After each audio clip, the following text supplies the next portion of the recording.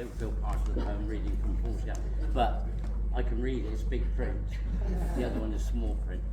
I'm going to read one of William Barnes's lesser known poems entitled A Bit of Fun. In my opinion, and that's of a simple country boy, not a Barnes scholar, this poem is unusual. It's devoid of nostalgia, it's devoid of religious content, and it's devoid of moralizing. Now that's unusual because most of his poems, they're one of those, Barnes. Barnes seems to be enjoying himself and letting his hair down. And the other unusual thing is, Barnes was a philological purist, but he uses slang in this poem, a word I've never heard of, and probably most of you haven't, which he's never used in other poems. And AI substantiate that for me. It does work.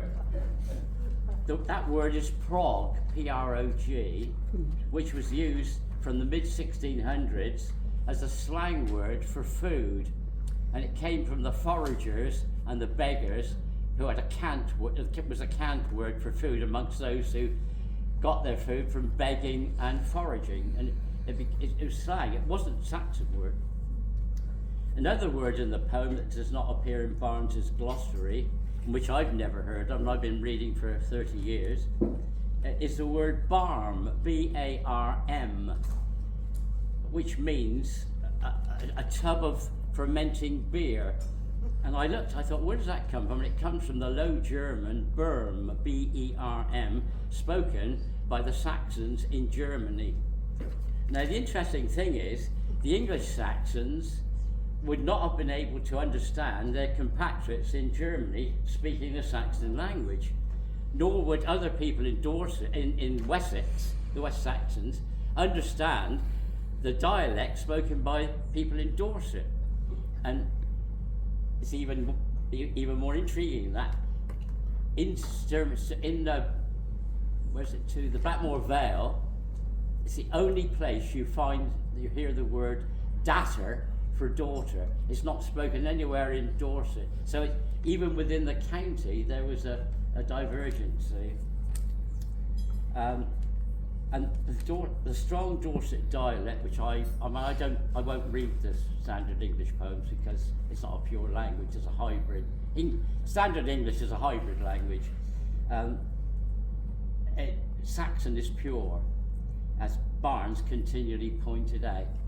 And in fact, Weems special. And I reckon Barnes took part in this. He couldn't have written this poem just because he thought about it. A bit of fun. We thought you wouldn't leave us quite so soon as what you did last night. Our fun just got up to a height as you about got warm. The frisking chaps did skip about and coos the maidens in and out, a making such a randy rout you couldn't hear a drum. And Tom, a springing after Bet, blindfolded, whizzed along and het poor Grammer's side and overset her chair at Blind Man's Buff. And she, poor soul, did show her snags of teeth and squall. And what she said were wasps and all. She chattered all her snuff.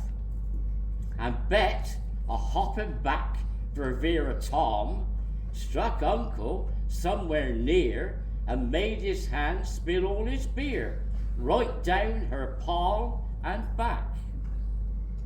And Joe, in middle of the din, slipped out a bit and soon come in, we all below his dapper chin, a jumpin' in a zack.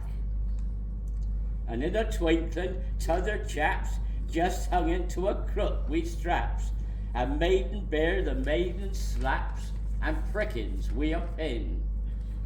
And Jim, a catching pole, poor chap in backhouse in the dark, they'll slap a hurt a tub of barm, a trap she'd set to catching in.